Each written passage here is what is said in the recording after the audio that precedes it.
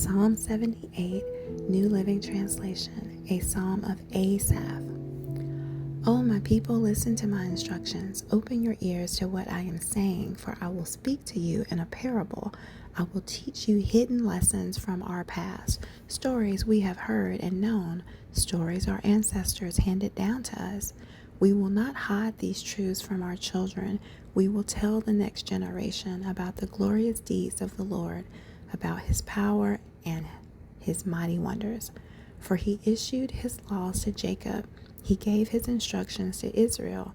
He commanded our ancestors to teach them to their children, so the next generation might know them, even the children not yet born, and they in turn will teach their own children. So each generation should set its hope anew on God, not forgetting his glorious miracles and obeying his commands. Then they will not be like their ancestors, stubborn, rebellious, and unfaithful, refusing to give their hearts to God. The warriors of Ephraim, though armed with bows, turned their backs and fled on the day of battle. They did not keep God's covenant and refused to live by his instructions. They forgot what he had done, the great wonders he had shown them, the miracles he did for their ancestors on the plain of Zoan in the land of Egypt. For he divided the sea and led them through, making the water stand up like walls. In the daytime he led them by a cloud, and all night by a pillar of fire. He split open the rocks in the wilderness to give them water as for a gushing spring. He made streams pour from the rock, making the waters flow down like a river. Yet they kept on sinning against him, rebelling against the Most High in the desert. They stubbornly tested God in their hearts, demanding the foods they craved. They even spoke against God himself, saying, God can't give us food in the wilderness.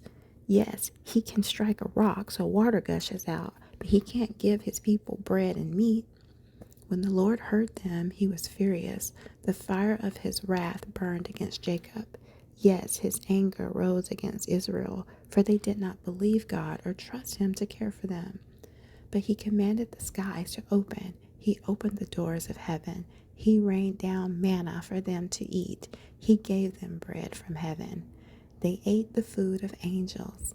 God gave them all they could hold. He released the east wind in the heavens and guided the south wind by his mighty power.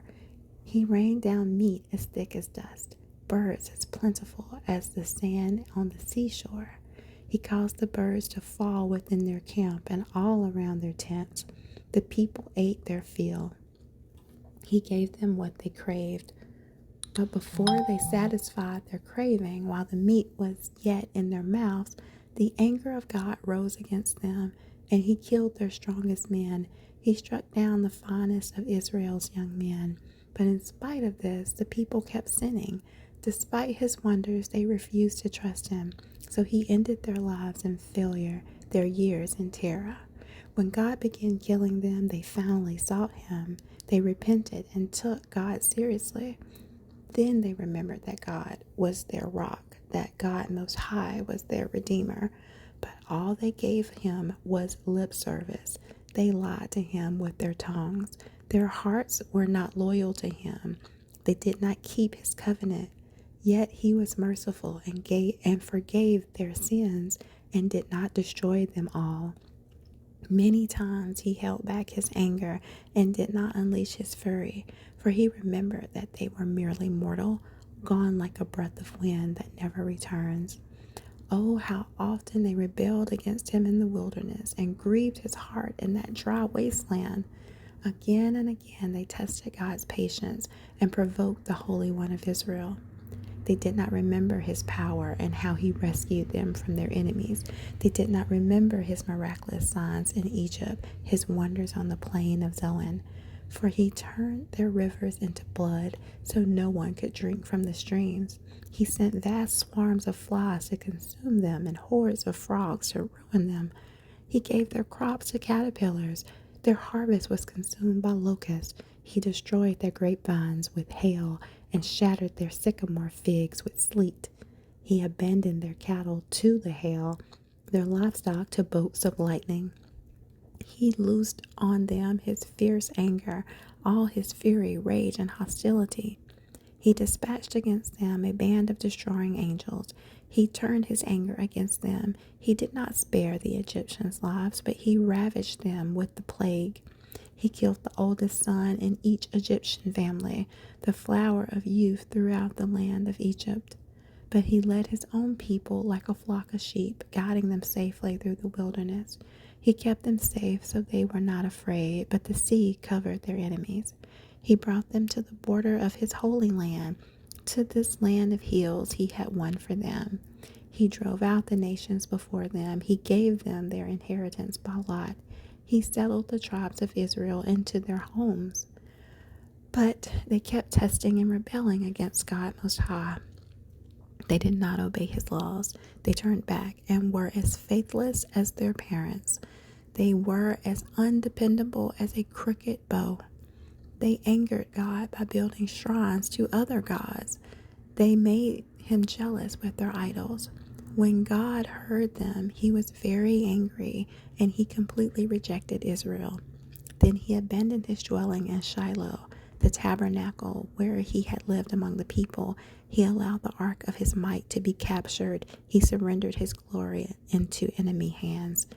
He gave his people over to be butchered by the sword because he was so angry with his own people, his special possession. Their young men were killed by fire. Their young women died before singing their wedding songs. Their priests were slaughtered, and their widows could not mourn their deaths. Then the Lord rose up as though waking from sleep, like a warrior aroused from a drunken stupor. He routed his enemies and sent them to eternal shame. But he rejected Joseph's descendants. He did not choose the tribe of Ephraim. He chose instead the tribe of Judah and Mount Zion, which he loved. There he built a sanctuary as high as the heavens, as solid and enduring as the earth. He chose his servant David, calling him from the sheep pens. He took David from tending the ewes and lambs and made him the shepherd of Jacob's descendants. God's own people, Israel, he cared for them with a true heart and led them with skillful hands. Amen. May the Lord add a blessing to the public reading of his word.